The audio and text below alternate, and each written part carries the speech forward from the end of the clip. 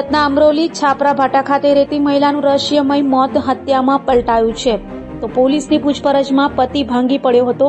અને ઝપાઝપી તથા ગળું દબાવ્યા બાદ બોથડ પદાર્થી મોતને ઘાટ ઉતારી હોવાની કબૂલાત કરી હતી। સુરતના અમરોલી છાપરા ભાટા વિસ્તારમાં એક 29 વર્ષીય મહિલા માયાબેન ઘનશ્યામ કુમાવતનું બાથરૂમમાં રહસ્યમય મોત નીપજ્યું હતું।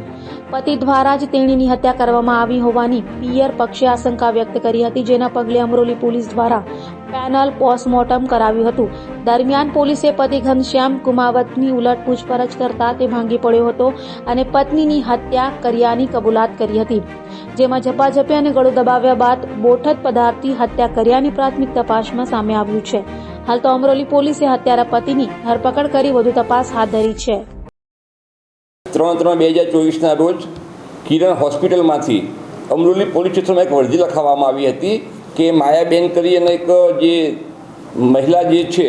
તે એમના પોતાના ઘરમાં બાથરૂમમાં પડી જતાં એમને ઈજા થતાં એ મરણ ગયેલ છે અને એમના પતિ જે ઘનશ્યામભાઈ જે છે એ એમની ડેડ બોડી અત્રે લાવેલ છે,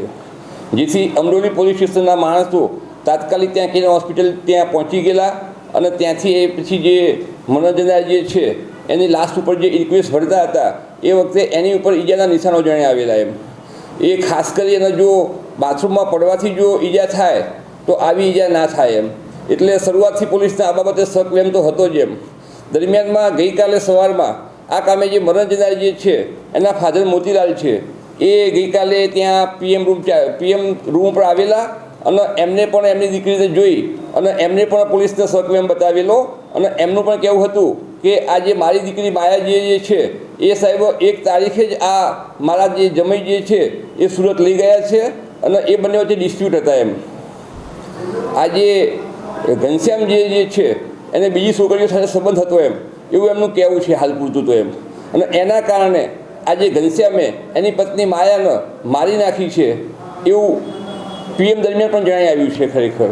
અને ઘનશ્યામની પૂછપરછ કરી તો ઘનશ્યામે પણ એ ગુનો કબૂલ્યો છે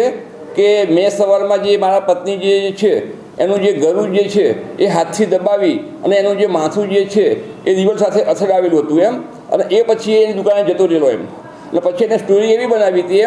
કે હું જ્યારે દુકાને ગયો અને મારો જે દીકરો જે છે લવીશ એને મારા દવાખાને લઈ જવો હતો એટલે હું ઘેર આવ્યો અને ઘેર આવીને મેં જોયું તો મારા પત્ની બાથરૂમમાં પડી ગયેલા હતા અને માથામાં લોહી આવેલું હતું એટલે મેં આજુબાજુમાં લોકોને જાણ કરી એટલે લોકો બધા આવી ગયા અને દવાખાને લઈ ગયા હાલમાં આ કામે જે ઘનશ્યામ જે છે એને ડિટેન કરવામાં આવેલો છે અને એની સઘન પૂછપરછ ચાલુ રહી છે।